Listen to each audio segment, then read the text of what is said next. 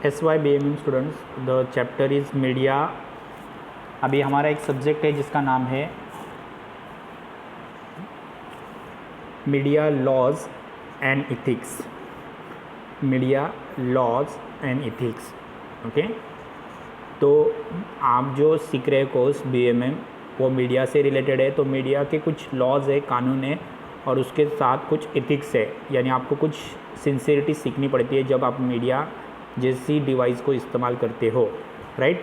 So what is the first of all you can understood what is the हमारी सबसे बड़ी जो books है, ओके, द हाईएस्ट बुक, और we are saying that it's most important book of Indian, that is constitutions of India. So first of all हमारे जो कायदे कानून या लॉ की सबसे इम्पॉर्टेंट बुक अगर आप बोलोगे तो वो कॉन्स्टिट्यूशंस ऑफ इंडिया, यानी हमारी जो संविधान की बुक है वो है। तो हमें हमारा फर्स्ट ही चैप्टर्स है that is core of the constitutions, that is core of the constitutions, okay. So core of the constitutions हमारी क्या है वो हम फर्स्ट ऑफ ऑल ये समझ लेंगे। सो बैकग्राउंड अभी हम लोग जो सीख रहे हैं that is unique features of, आप सबको ये लिख लेना है, आप सबको ये आपके नोटबुक में होना चाहिए। दैट इज़ हम जो अभी सीख रहे हैं that's very important part, that is unique features of Indian constitutions, unique features of Indian constitutions, okay. So first of all you can understood what is the background. The constitutions of India was adopted on 26 November 1949 and came into the effect 26 Jan 1950, proclaiming India to be sovereign, democratic and republic. So first of all जब हमारे यहाँ पे 1945 में जब world war ख़त्म हुआ, second world war, तब Winston Churchill नाम के प्राइम मिनिस्टर, जो इंग्लैंड के प्राइम मिनिस्टर्स थे, वो यहाँ पे आए थे। और विंस्टन चर्चिल्स ने हमारे सामने जो हम लोग बार बार डिमांड कर रहे थे कि हमें आज़ादी मिलनी चाहिए, we got independence, we got independence, on that time they are saying that we are ready to given independence to you, but when we are moving from here, how do we started, how is it possible that how to you have to govern on the country, country की government कैसे चलाओगे। तो doctor BR Ambedkar and their 15 constitution assembly members are tried to create the draft of the constitutions book, and the constitution actually हमने adopt किया 26 नवंबर 1949 को, लेकिन वो exist हुआ या उसके इफ़ेक्ट हमें दिखाई दिए एक साल के बाद, और हमने वो जो कॉन्स्टिट्यूशन है उसको एक्सेप्ट किया 26 जैन 1950 को, ओके। एक्चुअली उसका ड्राफ्ट बना था 26 नवंबर 1949 एंड एक्चुअली हमने उसको एडॉप्ट किया या एक्सेप्ट किया 26 जैन 1950 को, ओके। इसमें हमने सॉवरजिन एंड डेमोक्रेटिक रिपब्लिक, इसी के साथ हम लोग सॉवरजिन यानी एकात्मता रखने वाले, एक साथ रहने वाले, और डेमोक्रेटिक यानी लोगों का राज होने वाली कॉन्स्टिट्यूशंस यहाँ पे 26 जैन 1950 को हमने एक्सेप्ट की। इसी के साथ हमने कुछ फीचर्स भी, यूनिक फीचर्स हमारे सामने आ गए। First one is federal structures of government. हमारे यहाँ पे फेडरल गवर्नमेंट स्ट्रक्चर्स है, यानी अगर हम देखेंगे तो फेडरल गवर्नमेंट यानी वहाँ पे हमारे यहाँ पे सेंट्रल गवर्नमेंट अलग है, स्टेट गवर्नमेंट अलग है। सेंट्रल गवर्नमेंट में भी 2 असेंबली है, that is Lok Sabha and Rajya Sabha. उसी तरह आप स्टेट गवर्नमेंट में जाओगे तो वहाँ पे भी विधान परिषद एंड विधान सभा, ऐसे 2 स्ट्रक्चर्स एक्सेप्ट किए, that is federal structures of government. इसका फ़ायदा ये होता है कि स्टेट के प्रॉब्लम स्टेट के ही गवर्नमेंट को मालूम होते हैं, और उसी तरह सेंट्रल गवर्नमेंट को पूरे कंट्री को हैंडल करना होता है। तो दोनों को अलग अलग वहाँ पे अपने मेंबर्स चाहिए, इसलिए दोनों का स्ट्रक्चर्स अलग अलग है, that is federal structures of government. दूसरा है प्रोविनेंस ऑटोनॉमी। जिस जगह पे जो लोग ज़्यादा रहते हैं उन लोगों का वहाँ पे प्रोविनेंस बनाया गया। जैसे गुजरात में गुजराती रहते तो गुजराती लोगों की वहाँ पे ऑटोनॉमी बनाई गई, महाराष्ट्र में मराठी लोग रहते तो मराठी लोगों की ऑटोनॉमी बनाई गई, यूपी बिहार में भोजपुरी बोलने वाले लोग रहते तो उनकी ऑटोनॉमी बनाई गई। ऐसे प्रोविनल ऑटोनॉमी है। Okay, by cameral central legislature consist the federal assembly. हमारे यहाँ पे बाई कैमरल सेंट्रल लेजिस्लेचर है, मतलब दिल्ली में बैठने वाली जो गवर्नमेंट है दैट इज सेंट्रल लेजिस्लेचर, वहाँ पे अलग वहाँ के कायदे कानून जो होते हैं उसमें फेडरल असेंबली को एक्सेप्ट किया जाता है, मतलब स्टेट गवर्नमेंट को भी एक्सेप्ट किया जाता है।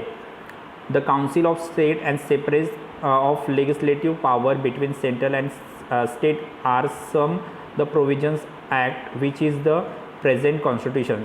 अभी और एक आपको चीज़ बताई गई है कि हमारी कॉन्स्टिट्यूशन असेंबली में आगे आप देखेंगे तो central government and state government के लिए दोनों के लिए अलग अलग लॉज बनाए गए और अलग अलग प्रोविजंस बनाई गई है। सेंट्रल गवर्नमेंट ने कौन से फंक्शंस पे ध्यान देना चाहिए, स्टेट गवर्नमेंट ने कौन से फंक्शंस पे ध्यान देना चाहिए, इन बातों पर ध्यान दिया गया है और इन को ध्यान में रखकर हमारी कॉन्स्टिट्यूशन बनाई गई है। अभी ड्राफ्टिंग का मतलब है when we are doing the constitutions how it is writing. Okay, first one when we are doing the project at the time we are doing first rough project and then we are doing actual project, same like the constitution books is described. First one they are described in rough and after one they are accepting their real draft. Okay, so what is the draft means just like a book, a rough book, and afterward the when president is sign on that one, that time that book is accepted, that is called draft. Okay, so constitutions of draft is drafted by constitutions assembly which was elected by the elected members to the provincial assemblies. तो आपको मालूम है लोकसभा में 552 members बैठते हैं, राज्यसभा में 228 members बैठते हैं। तो ये राज्यसभा और लोकसभा के जो मेंबर्स है वो अलग अलग स्टेट से बिलोंग करते हैं। इन स्टेट को कहा जाता है कॉन्स्टिट्यूशनल असेंबली। ओके, और इन प्रोविनेंस में जो लोग बैठते हैं उनमें से कुछ लोगों को कॉन्स्टिट्यूशंस बनाने के लिए स्टैंडिंग किया था या खड़ा किया था, जिनमें doctor BR Ambedkar, Sanjay Phake, Jawaharlal Nehru, C Rajagopalachari, Rajendra Prasad, Sardar Vallabh Bhai Patel, Maulana Abdul Kalam Azad were the some important figures in assembly. तो जब ड्राफ्ट बनाया गया या जब फर्स्ट टाइम कॉन्स्टिट्यूशंस बनाने की ड्राफ्टिंग कमेटी बनाई गई तब वहाँ पे ये सारे बड़े बड़े हम कह सकते लीडर्स वहाँ पे अवेलेबल्स थे। The members of constitutions assembly made first time on 9 दिसंबर 1946। सो 1946 को फर्स्ट टाइम ये सारे मेंबर्स कॉन्स्टिट्यूशंस असेंबली या हमारा कॉन्स्टिट्यूशंस बुक बनाने के लिए इकट्ठा हुए थे। On 29 August 1947 the drafting committee was appointed with doctor BR Ambedkar as the chairman along with the 6 other members assisted by the constitution's advisors. So 29 August 1947 को ड्राफ्टिंग कमेटी अपॉइंट की गई जिसके इंचार्ज या जिसके हेड थे डॉक्टर BR अम्बेडकर। ओके, और इसी के साथ उनको एडवाइज़ करने के लिए या उनको कॉन्स्टिट्यूशंस के लिए एडवाइज़ इंफॉर्मेशन देने के लिए 6 अदर मेंबर्स को भी अपॉइंट किया गया था। ओके, स्ट्रक्चर्स कैसा था देखो, the constitutions is in current form September 2012 consist a preamble 25 parts of containing 463 articles, 12 schedule, 2 appendices and 97 amendment to the date, last being related to the cooperative societies added by the part 9th B in 2022। अभी देखो, अगर constitution assembly या constitutions की जो books है, संविधान की जो बुक्स है इंडियन कॉन्स्टिट्यूशंस, उसमें आपको उस बुक को ओपन करते ही फर्स्ट पेज आपको दिखेगा, दैट इज़ प्रीएम्बल, राइट। आप सबको मालूम है प्रीएम्बल क्या है। उसके बाद है 25 पार्ट्स है, उस बुक के अलग अलग 25 पार्ट है जिसमें 463 आर्टिकल्स है। आर्टिकल्स यानी कानून, 463 या 463 आर्टिकल्स है the different of laws by the different of sectors. Okay, 12 schedule, in laws के जो 12 शेड्यूल्स है, 12 शेड्यूल्स यानी इसके अंदर और डीपली जाने के बाद आपको पता चलेगा कि इसके अंदर के क्या क्या लॉज है। तो ये 12 शेड्यूल्स अलग अलग से बनाए गए। 2 अपेंडिसेस है, 2 अपेंडिसेस को हम लोग इंडेक्स भी कहते हैं, तो 2 अलग अलग इंडेक्स वहाँ पे है। 97 अमेंडमेंट है। अमेंडमेंट का मतलब है जो लॉज आप तक चेंज किए गए हैं, क्योंकि कई बार ऐसा होता है कि जब आप लोग कायदे कानून बनाते हो तो कुछ सालों के बाद उसमें चेंजेस करने पड़ते हैं, अदरवाइज़ वो लॉज एफिशिएंट नहीं हो सकते। सो देयरफॉर 97 अमेंडमेंट अब तक हो गई है। लास्ट अमेंडमेंट 2012 में हुई थी, जो कोऑपरेटिव सोसाइटीज़ बनाने के लिए हुई थी। ओके, याद रखना है क्या क्या है। तो हमारी कॉन्स्टिट्यूशंस जो है, इंडियन कॉन्स्टिट्यूशंस या भारतीय संविधान, उसमें 22 पार्ट्स है, 395 आर्टिकल्स है। मतलब जब स्टार्टिंग में बनाई थी तब का ये पार्ट है। 22 पार्ट्स बनाए थे, 395 आर्टिकल्स थे 2012 से पहले, 12 शेड्यूल थे, 2 अपेंडिसेस थे, 92 अमेंडमेंट थी। 22 पार्ट में कानून थे 395, उसके और डीप कानून थे 12 और शेड्यूल थे, 2 अपेंडिसेस थी, मतलब 2 अलग अलग इंडेक्स थी। उसके बाद 92 अमेंडमेंट थे। 92 अमेंडमेंट यानी 92 टाइप्स के आज तक चेंजेस उस कॉन्स्टिट्यूशंस की बुक में हुए। तो आपको ये भी समझना है कि वहाँ पे क्या क्या है। बुक से फर्स्ट पार्ट में आपको दिखाई देगा प्रीएम्बल, पार्ट 1 में यूनियन फर्स्ट प्रीएम्बल्स है, प्रीएम्बल सबको मालूम है। उसके बाद पार्ट 1 में यूनियन एंड इट्स टेरिटरीज़, हमारे यहाँ पे कौन कौन से यूनियंस है और कौन कौन से टेरिटरीज़ एरिया है। यूनियंस आपको मालूम है यानी स्टेट कितने हैं, और टेरिटरीज़ यानी जो ऐसे एरिया जो इंडिया के आजू बाजू में है लेकिन इंडिया की सेंट्रल गवर्नमेंट उसके ऊपर राज करती है। ओके, उनके लिए कौन कौन से कानून है ये पार्ट 1 में लिखा है। पार्ट 2 में आप देखोगे तो सिटीजनशिप, अगर आपको इंडिया का सिटीजन्स डिक्लेयर करना है तो आपके पास क्या क्या चीज़ें होनी चाहिए, इसके कायदे कानून पार्ट 2 में है।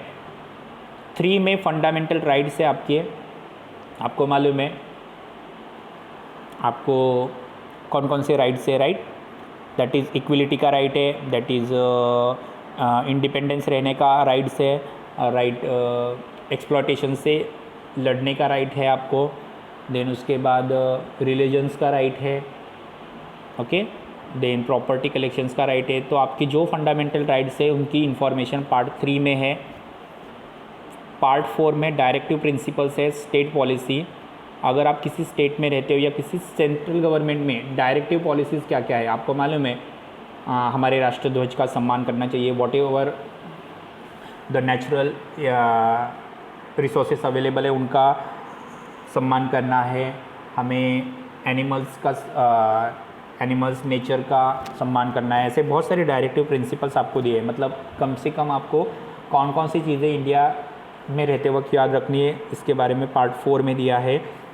अगर पार्ट 4 के एक पार्ट में जाओगे तो आपको फंडामेंटल ड्यूटीज़ है कुछ।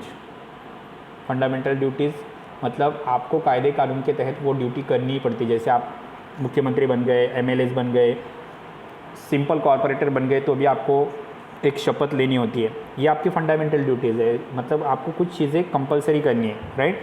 अगर राष्ट्र गीत चालू है या हमारा जो सॉन्ग चालू है, नेशनल एंथम चालू है, तो उस वक्त आपको स्टैंडिंग पोजीशन में रहना है। ये कुछ फंडामेंटल ड्यूटीज़ आपको बाद में भी बनाई गई है पार्ट 4A में। पार्ट 5 में यूनियन, सेंट्रल गवर्नमेंट के क्या क्या फंक्शंस है वो पार्ट 5 में दिए है। पार्ट 6 में आप जाओगे तो आपको स्टेट गवर्नमेंट के क्या क्या फंक्शंस है वो दिए हैं। पार्ट 7 में आप जाओगे तो स्टेट का जो एक पार्ट है जिसको विधानसभा कहते हैं, फिर उसके बाद विधान परिषद आता है, उनके क्या क्या लॉज हैं ये पार्ट B में दिए है 7th में।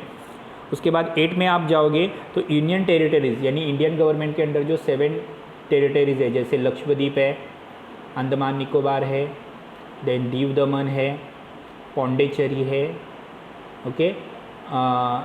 तो ये जो सारे एरियाज़ है वो इंडिया के आजू बाजू है, लेकिन इंडिया के सेंट्रल गवर्नमेंट उसके ऊपर राज करती है। तो इनके लिए कौन कौन से लॉज है, इनके लिए कौन कौन से कानून है, इसके बारे में 8 में डिक्लेयर किया गया है। When we are watching in the 9th part, we are watching the panchayat, what kind of functions doing by panchayat, what kind of work doing by panchayat, और what kind of laws, rules and regulations doing by panchayat, that's given in part number 9. When we are watching the part number 9th 8, we are watching the second government is available, that is called municipalities. Okay, we are calling them the municipalities, nagar palika, nagar parishad. Their work is given in part 9th A. Part 9th B, there are cooperative societies, so many banks.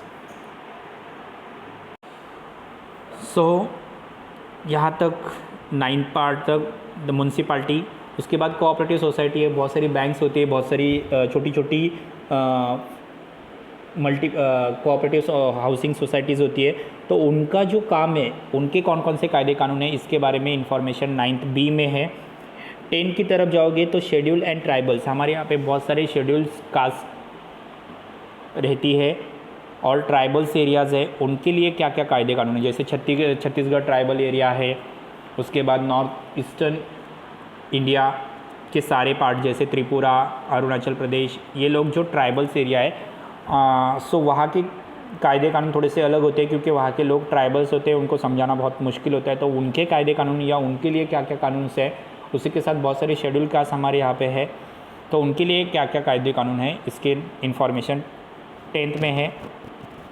11th में union and state government के relationship को show out किया गया है। Means what kind of functions doing by union government, what kind of works doing by state government, and what kind of work doing by both government, that's information is given in the part of 11.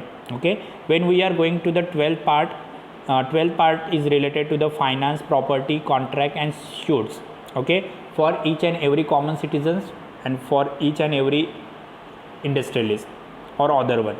Okay, so इनके financial, property, contract और suits जो भी rights है, इनकी information है part 12th में। So India is doing so many commerce and trades to the other within the one state to another state. Okay, so their laws are given in the 13th part. In the 14th part they are given the service under union and the state. Okay, so what kind of services are given by the union? Just like petroleum is given by union government, but the electricity of each and every divisions is given by state. So union government के क्या क्या services union government provide करेगा, जैसे petrol है, railway है, then armies है, then minerals है, तो इनकी सर्विसेज अंडर आती है यूनियन गवर्नमेंट के। और स्टेट गवर्नमेंट क्या आता है, तो इलेक्ट्रिसिटी है, वाटर डिपार्टमेंट है, देन हम लोग कह सकते हैं स्कूल डिपार्टमेंट है, एजुकेशनल डिपार्टमेंट है। सो सर्विसेज कौन कौन सी देगा, यूनियन गवर्नमेंट कौन सी देगी, स्टेट गवर्नमेंट कौन सी देगी, ये शो आउट किया है पार्ट नंबर 14th में। अगर पार्ट नंबर 14th A में भी जाओगे तो आपको ट्राइब्यूनल, मतलब दोनों को मिलकर कौन से सर्विसेज देनी, ये भी डिसाइड किया गया है। ओके, जैसे नेचुरल गैस की सर्विसेज है तो नेचुरल गैस स्टेट में भी दिया जाता है और सेंट्रल गवर्नमेंट से भी प्रोवाइड किया जाता है। या अगर मिल्क प्रोडक्शन से, तो मिल्क प्रोडक्शन स्टेट गवर्नमेंट भी करती है और सेंट्रल गवर्नमेंट। सो दोनों को मिलकर क्या काम करने, ये भी वहाँ पे दिया है। 15th में इलेक्शंस कैसे लेना है, इसके बारे में इलेक्शंस कमीशंस को इन्फॉर्मेशन दिया गया है।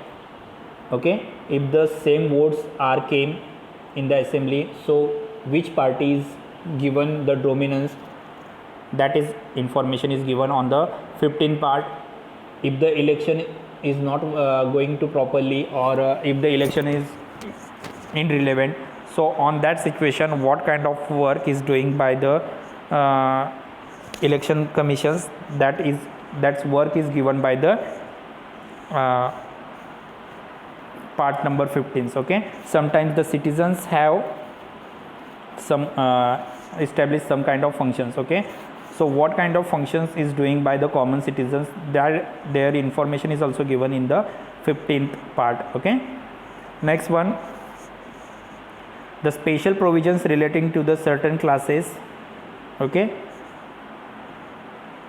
on the 16th number there are special provisions relating to the certain classes, just like when we are watching the Jammu Kashmir, like state like Jammu Kashmir, just like state like Andaman Nicobar, on there are so many different provisions for that kind of state. Okay, the languages and the particular languages dialect are given in the part number 18. In the part number 17, the language and dialect are given. The 18 numbers, they are given emergency provisions. What if the war, the earthquake, the volcano, अगर ऐसी situations है तो उस situations में, या अगर country में rights हो गई, दंगल हो गई, युद्ध हो गया, तो उस सिचुएशंस में कंट्री की इमरजेंसी प्रोविजंस कौन कौन सी होनी चाहिए, इसके बारे में 18 नंबर्स में है. When we are discussing the 19 numbers, there are miscellaneous information is given there. Okay, so कुछ कायदे कानून ऐसे है कि जो सिचुएशन वाइज इस्टेब्लिश होते हैं, तो उनकी इंफॉर्मेशन या उनसे रिलेटेड कायदे कानून लॉज 19 नंबर में दिए. 20 नंबर्स पे आप जाओगे तो अमेंडमेंट, आज तक जो चेंजेस हुए कॉन्स्टिट्यूशंस में, उसकी इंफॉर्मेशन 19 नंबर्स में. 21 नंबर्स पे जाओगे तो वहाँ पे आपको temporary, transitional and special provisions, जैसे टेम्पररी मतलब आरक्षण हमें या रिजर्वेशन दिया था 10 साल के लिए, तो टेम्पररी प्रोविजंस. ट्रांजिशनल यानी चेंजेस कर सकते. कुछ कायदे कानून बहुत रिजिड होते हैं, बहुत इलास्टिक होते हैं, तो उन कायदे कानून को बदलना इम्पोर्टेंट है. सो ऐसे कायदे कानून को बदलने के लिए क्या क्या ट्रांजिशनल करना है, इनकी इन्फॉर्मेशन 21 में है. कुछ स्पेशल प्रोविज़न किसी स्टेट को देना है तो उसकी इन्फॉर्मेशन भी 21 में. 23 की तरफ आप जाओगे तो commencement date, authority tax, Hindi and repeal. अगर किसी को कुछ डिक्लेयर करना है, कुछ कमेंसमेंट करनी है, तो वो हिंदी या बाकी सारे लैंग्वेज में दे सकता है. इसकी इन्फॉर्मेशन 23 में. तो ये है 22 पार्ट्स ऑफ अमेंडमेंट. ओके, सो यहाँ तक का पार्ट हमारा हो चुका है. Just read it and if you have any doubts so ask me in the next lectures और स्टिल 6 PM.